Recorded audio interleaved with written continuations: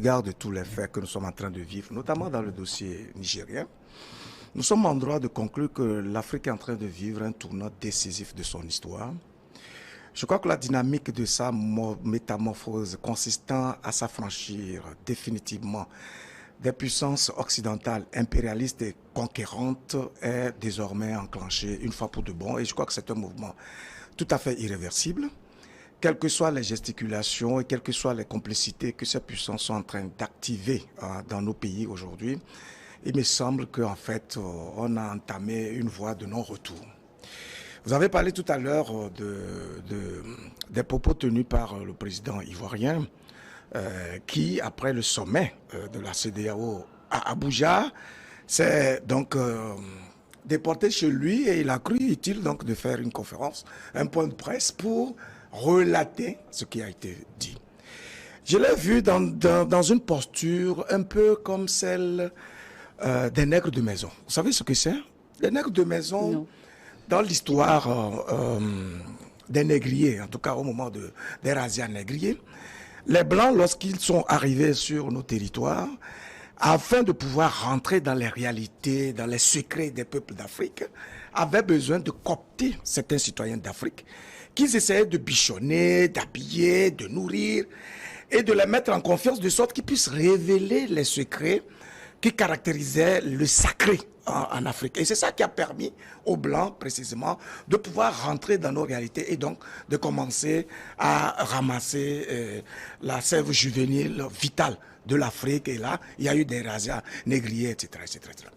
Voilà qu'après cela, on a connu des situations de colonisation où nos grands-parents ont héroïquement battu, se sont héroïquement battus pour pouvoir conquérir ce que nous avons appelé l'indépendance. C'est-à-dire le principe d'avoir la liberté de pouvoir agir et de décider par soi.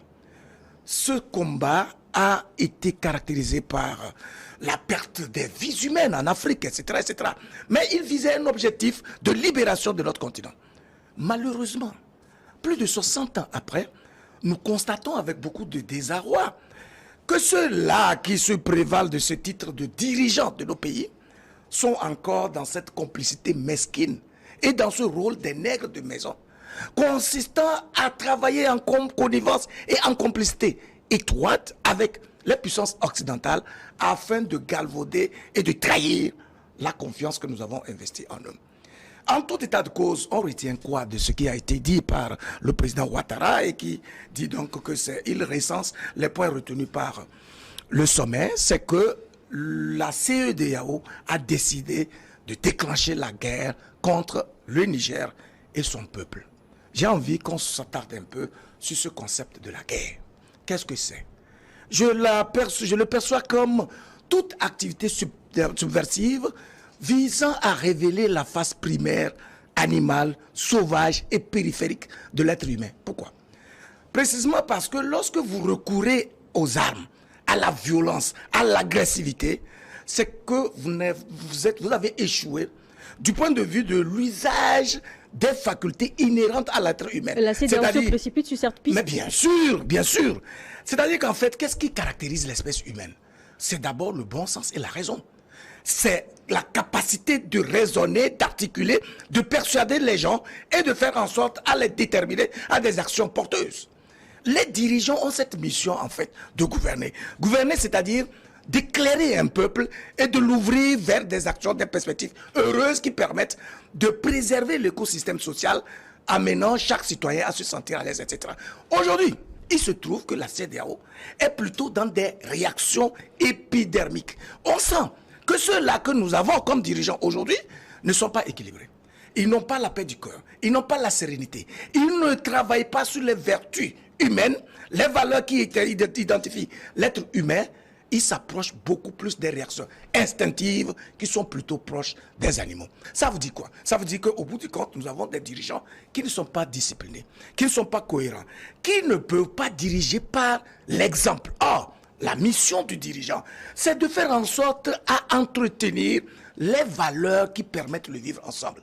Toutes les décisions qui sont prises aujourd'hui par la CEDEAO participent à diviser les sociétés africaines et à faire en sorte qu'il y ait une émergence incroyable et pernicieuse de l'individualisme. Les dirigeants, malheureusement, en viennent à personnaliser des sujets. Prenez le cas des 3 pays où il y a eu les coups d'État. Des coups d'État, un coup d'État, c'est un coup d'État, non? Il y en a eu au Mali, il y en a eu au Burkina Faso, il y en a eu en Guinée, il y en a aujourd'hui au Niger. Et vous verrez que toutes les fois qu'il y a un coup d'État, les mesures ne sont pas les mêmes. L'histoire retiendra donc que nos dirigeants, sur un coup de tête, selon les ressentis, selon les injonctions, selon les instructions qu'ils reçoivent des puissances impérialistes, notamment de la France, ils réagissent au cas par cas. Il n'y a pas plus maladroit, plus incohérent, c'est-à-dire plus insensé que de voir que devant un même fait, les réactions sont disproportionnées et ne sont pas les mêmes. Si aujourd'hui, plus de 45 ans après la mise en place de cette institution, on en vient à vivre encore des situations de coup d'État, ça veut dire que c'est une révélation parfaite de la faillite de ces dirigeants-là, qui n'ont pas été capables de matérialiser cette vision-là et qui se comportent malheureusement en véritables traîtres contre les peuples et leurs aspirations profondes. Or, le leader, c'est celui-là qui a cette capacité de sacrifice et qui révèle le mieux les valeurs morales, les valeurs spirituelles, les valeurs intellectuelles par lesquelles il montre l'exemple à tout un peuple. Si nos dirigeants ne sont pas capables de gouverner aujourd'hui par l'exemple, ils vont devenir ridicules. Pourquoi? Parce que la connaissance est déversée partout. Ils ont cette maladresse de penser que le fait qu'ils soient dirigeants leur revêt d'un coup une suprématie en termes de connaissance, d'intelligence. Non mais c'est faux. Le leader, c'est celui-là qui travaille pour libérer les connaissances, les énergies, etc. C'est celui-là qui a la capacité d'écoute. Vous avez vu avec quelle hystérie les peuples d'Afrique se révoltent contre cette idée d'agression militaire contre un peuple souverain. Et tout cela, malgré tous ces ressentis, malgré les réactions des parlements, etc., les gouvernants de la CEDEAO semblent dire « Nous avons déjà enclenché, on a embrayé sur la pédale de l'agression, on doit pouvoir y aller. » Pourquoi? Parce qu'il y a une honte intérieure. Parce qu'ils sont confus d'avoir déjà mis des pieds à un endroit qui n'a pas été assaini. Une fois que le peuple est contre cette opération, elle ne peut jamais prospérer. Parce que l'un des critères d'évaluation ou en tout cas de diagnostic des interventions militaires, c'est d'abord de savoir quelle est la position de la majorité de la population. Une fois que la population est pour ses dirigeants, il est impossible d'envisager une intervention militaire. On attend de voir, après cette déclaration à l'emporte-pièce, avec autant de véhémence et d'énergie, comment le président Ouattara entend-il organiser cette opération pour sauver le soldat Bazoum? Le blanc a fait en sorte à mettre dans notre esprit un doute et nous faire croire que nous n'avons pas cette capacité de réfléchir pour avoir la science infuse permettant de capitaliser, de matérialiser, etc. tout ce que nous avons dans notre environnement. Mais alors, en vérité, Dieu n'est pas aussi idiot pour nous créer dans un environnement où il n'y a rien que nous puissions transformer pour garantir notre vie. Vous voyez? Donc, il faut comprendre que si les gens ont pu transformer leur désert en des paradis, les gens ont utilisé la mer pour faire des terres où ils cultivent, etc. et nourrissent leur peuple, c'est que nous avons ce défi devant nous, surtout qu'aujourd'hui il est révélé que aussi bien notre sous-sol que notre sol, que notre environnement, le climat, le soleil, etc., les fleuves, etc., ce sont des atouts inestimables qui doivent provoquer le déclic de l'épanouissement, du développement de l'Afrique, mais à condition qu'il commence à croire en lui, en son intelligence et en sa capacité à transformer son environnement. Les possibilités de sortie de crise à Niamey. Il faut revenir aux facultés humaines qui consistent d'abord à raisonner, à analyser, à être objectif, à être honnête, à être sincère. Le fait que vous soyez égaré, ce n'est pas vous soyez égaré, n'est pas un problème. Mais là où c'est dangereux, c'est d'être incapable de faire votre face et de prendre la bonne voie. Parce que vous avez un ego tellement amplifié et vous pensez que parce que vous êtes président, donc vous êtes intouchable. C'est ce qui fait que malheureusement ils subissent des coups d'État.